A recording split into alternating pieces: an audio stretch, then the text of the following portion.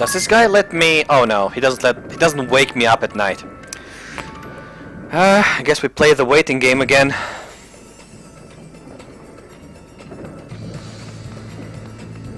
Come on. And now we play the waiting game. But before reaching out... I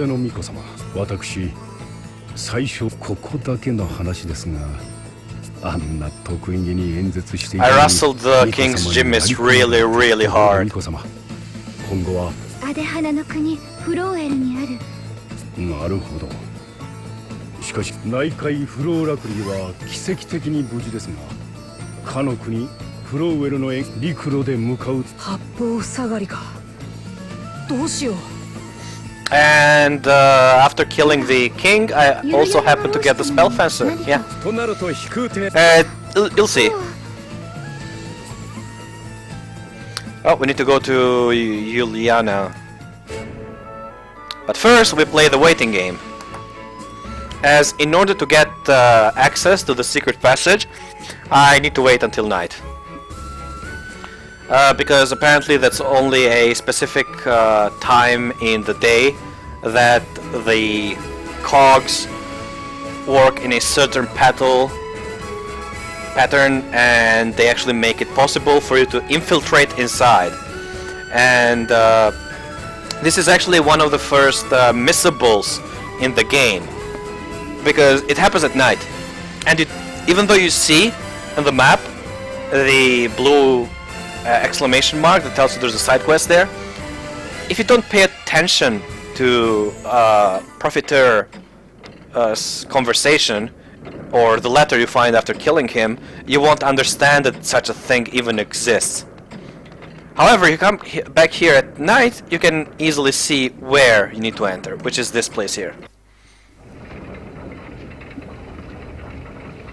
But yeah, this is this game's first missable. Amongst many of the items which you can steal from... Oh, here we go. Yep, it's actually written in the memo. And it's a dungeon.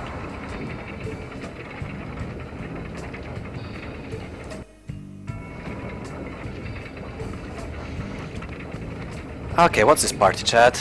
Minister's generosity. No one cares. What else? The wind's return. No one cares. Okay now. By the way, monsters also spawn here. And this place, I think it also involves like a small puzzle. Obviously, we're fighting people from Profiteur's mercenary band. Even though he's dead, it's really bad. By the way, for all of those wondering, every single one of the people I defeat here dies. No, they don't get away with like 1 HP. All of the people that have asterisk die. That's actually one of the conditions to pass down asterisks. You need to die.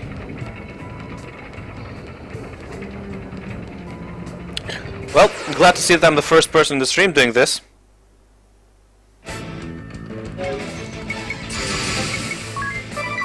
But really, for all the people that missed this, it's just their loss. I mean, if you pay attention to the notes, I mean, even when I was playing Flying Fairy, I just didn't miss this because it told me that, hey, there's a secret passage opening at this time.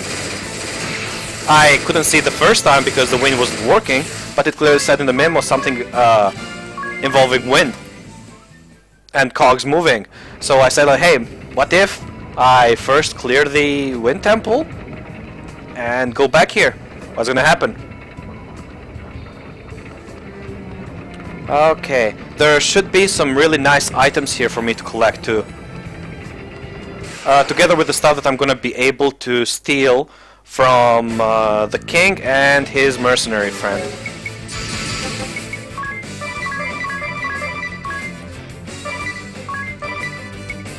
Actually, I'm gonna need Ringable to attack. Come on, Ringable. Destroy them. Now, I've seen people play knights by giving them. I don't think there's secret passages here. This place is more like a extra dungeon, even though there is a small puzzle. I think. I'm pretty sure there's no secret passages. My memory may be lying to me, but I don't think there's a secret passage here. Because once I clear this, I won't be able to come back here, I think. So, usually on places where you can't come back, the game will not try and shove you into secret passages and stuff like that. I guess the game is just thinking for the players. However, later in the game, there are stuff you can miss for good. As in, they're mostly items, because most of the jobs can actually be collected back, but items cannot. If you defeat a certain enemy without stealing, never mind that, I suck cocks. You can actually backtrack this place because there's a blue chest. Wherever there's a blue chest means you can backtrack, which means there's a high probability that my memory is just lying to me.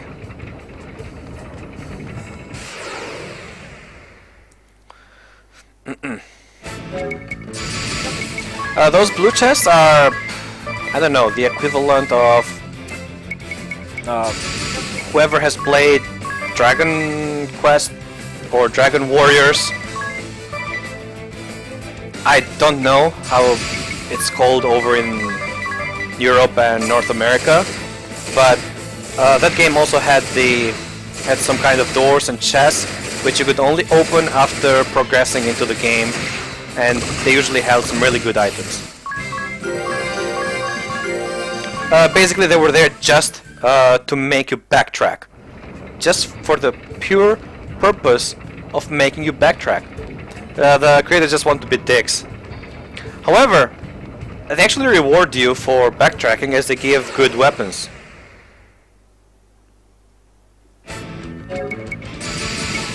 In this game, they're mostly equipment. Some of the best equipment in the game can actually be gotten from those chests. So they shouldn't be underestimated and should be collected whenever you can. However, not right now, it's gonna be way further down the road.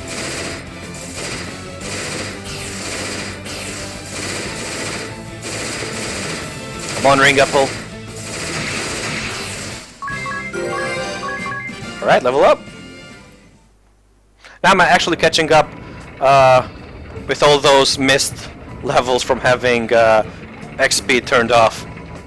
For all of you that don't know, I accidentally turned my XP off and lost like 4 to 5 levels worth of levels of XP, I mean. However, even though I was under-leveled, I managed to destroy the dragon, Orthoros, and also Beelzebub.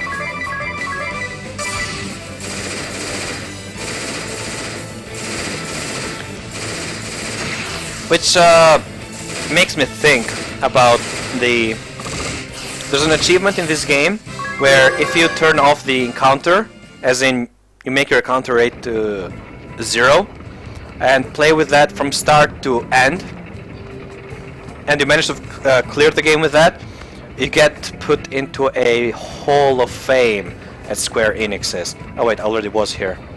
God damn it. I don't know what kind of reward Square Enix is gonna give to the Hall of Fame players, but I hope it's well worth it for trying to do a no encounter run of this game. It's really hard to level, which means that you only can level on fixed encounter. Good luck to the guys trying that, because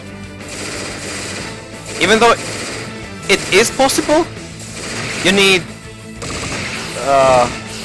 wait, 20-hour clear time? Really? So you're telling me someone actually did this?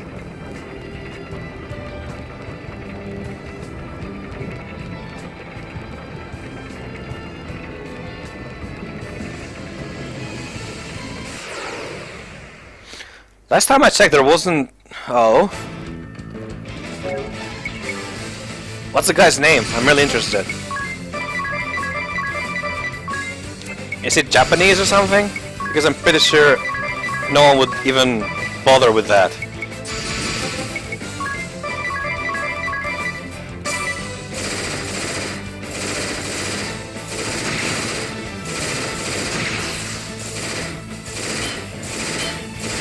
Obviously, yeah. Japanese people don't have a life. Like that, I'm pretty sure that guy was like, if I kill these bosses in this order, I get this amount of XP. Now, this amount of XP will give me this amount of job points, obviously. Now, I'm gonna plan it accordingly in order to level the best possible jobs while getting maximizing the returns while minimizing the time wasted on useless jobs. Yes, I'm smart and I don't have a life. And then when he goes to a job interview, he'll be like, the guy's interviewing, he'll be like, so what are your special abilities, sir? Oh, I clear games and get into Hall of Fames. Oh, I see. How about you're fired?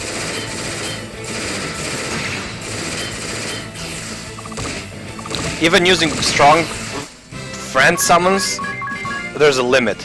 Really, there really is a limit. Because you can only use friend summons once per day. And with a 20-hour clear time, unless you basically go to a boss and just, I don't know, burn all your friend summons, close your DS, wait for the next day, rinse and repeat, but that's gonna take quite a lot of time. Which I'm thinking he basically just calculated everything. Again, that needs time.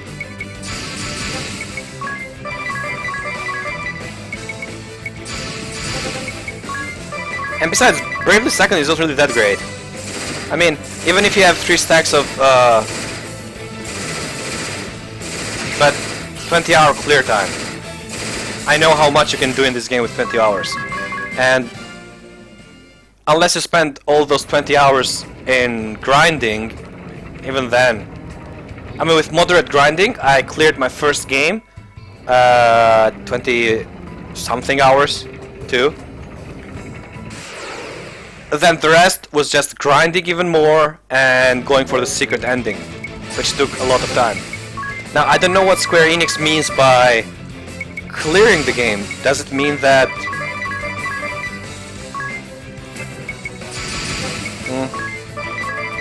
And before, he actually spent money on microtransactions and bought infinite amounts of sleep points. That's literally the only way I can think of it working.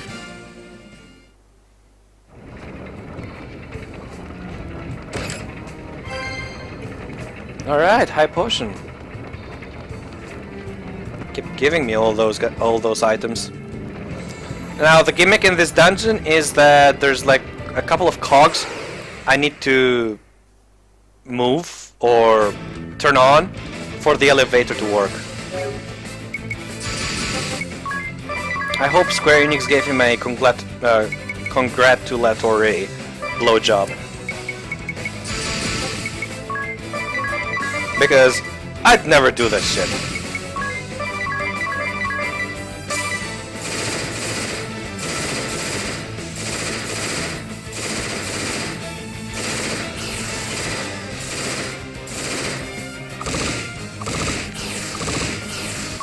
I'm pretty sure the chicks don't dig a guy who manages to enter the Hall of Fame of Square Enix. Like, what is Square Enix? Oh, Ether.